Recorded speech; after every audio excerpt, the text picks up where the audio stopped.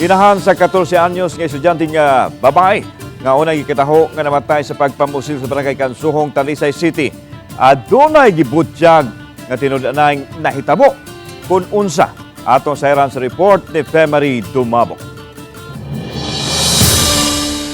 Emosyonal nga ni Saysang inahan sa diyang nasayran niya ang hinungdan sa kamatayon sa iyang 14 anyos nga anak nga si Jacqueline Reponte. Ang iyang anak ra usab di ay nga 21 anyos nga lalaki nga maguwang sa biktima.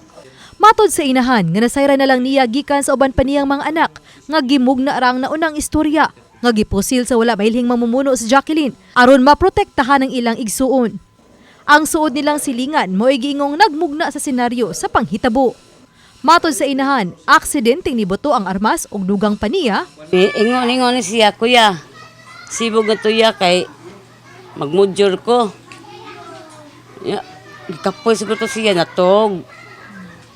Pagsibog ni Junior, gilang nga siguro to ni Jacqueline, pagkuhan, nahug ko na ang pistola. Nawag tang Junior diha, nidagan. Kung ano nidagan man siya, mo atubang ta siya kay makuha na niyang kaso. Namagod siya bad words nga gigamit.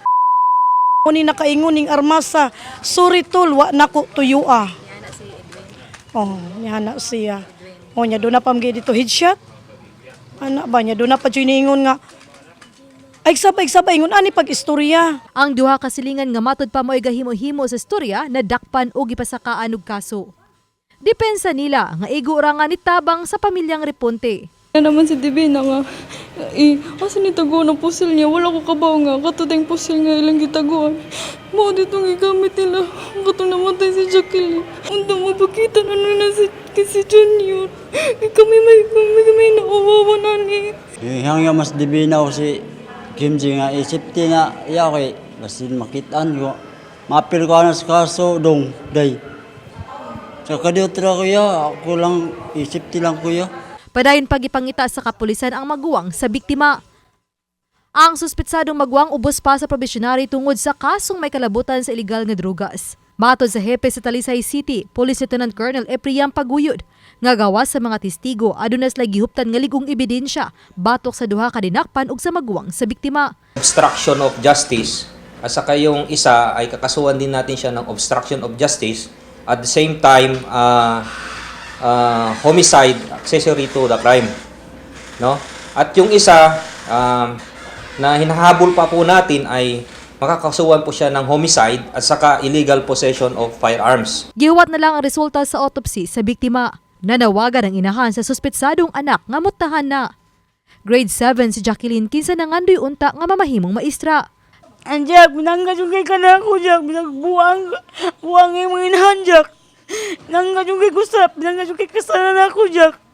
Di ba ito mo pasagdi, Jack? Masagkikista na sila, hindi nakakawanta na ako, sir.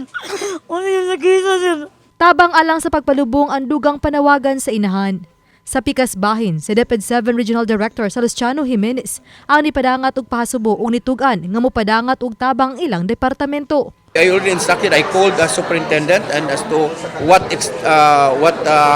help we could extend financially, and even we already reported it to the central office, and the office of the Vice President Secretary already contacted us as to saang way. Samtang gilagway sa Talisay City Police nga isolated case ang nahitabo ug nga gikonsiderar nga case closed na kini.